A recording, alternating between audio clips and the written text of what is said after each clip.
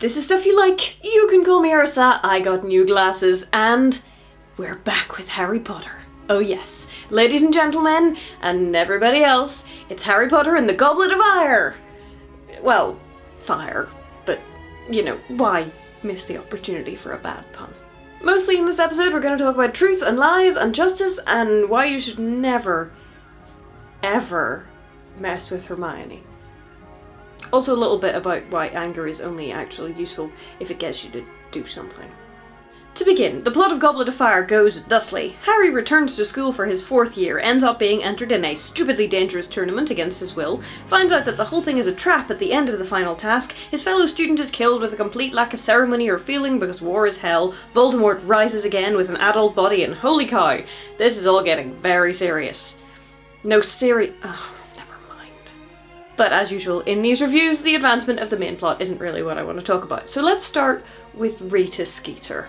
According to J.K. Rowling, Rita Skeeter was originally going to show up in Philosopher's Stone in the Leaky Cauldron, but she got cut out, and then she showed up in the 4th book after the series had exploded and everyone went, ah yes, this is J.K. Rowling's not too subtle attack on paparazzi and celebrity culture. Which she was, but she wasn't necessarily a direct response to Rowling's dealings with the press. Probably. So let's sum up Rita Skeeter. She is a vulture. Or to be more accurate, she is an insect.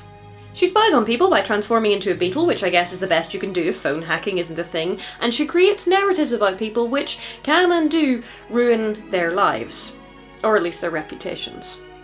Her first encounter with Harry is a puff piece about his tragic past, and her quick quotes quill is the worst of the Daily Mail and Gossip magazine journalism combined. All in all, Rita Skeeter is not a nice person.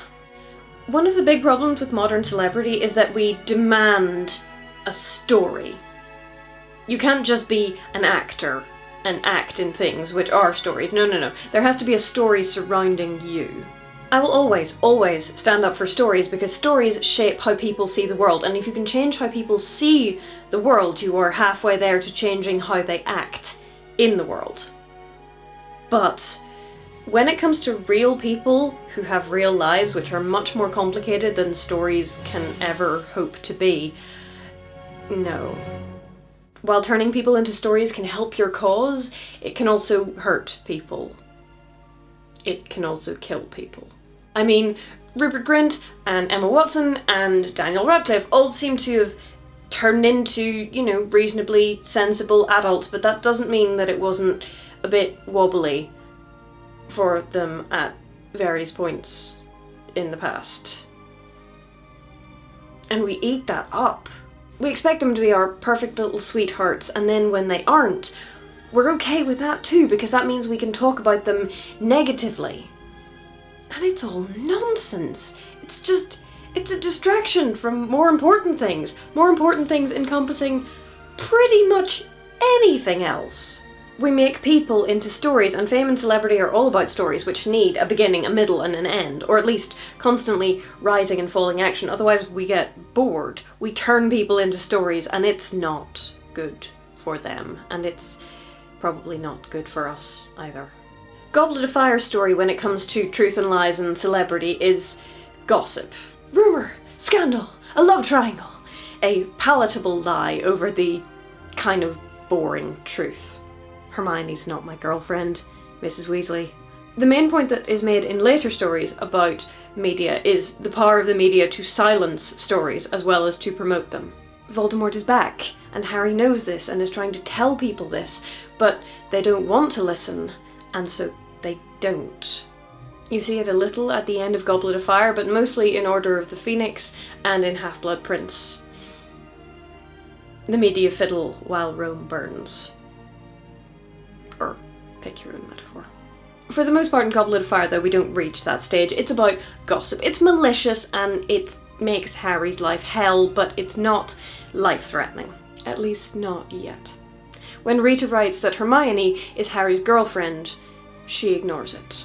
There is no point in thinking about it. It's not true and it's not important. When Rita writes that Hermione is playing Harry and Crumb off against each other and she starts getting hate mail, when Rita writes about Hagrid's parentage and he starts getting hate mail and hides himself away, Hermione loses it. Do not mess with Hermione. One of the things that I understand why they did, but I don't have to like it, about the films is how much of Ron's characterization they gave to Hermione as the emotional centre. Hermione, obviously, in the books, understands girls and feelings and is able to articulate that, but it's not in Prisoner of Azkaban Hermione who says, if you want to kill Harry, you'll have to kill us too. By turning Hermione into kind of Nancy Drew action girl, it throws off the balance of the trio. Ron is important to the story. Hermione is important to the story. Harry is the main character of the story. And they're supposed to balance. But a lot of times in the films, there's a lot of Hermione and quite a lot of Harry, and you just kind of shunt Ron off to the side. And so you kind of think, well, why is he even here then? And that's not nice. I mean, I love Hermione and she is my favourite character, but that's not her role in the story.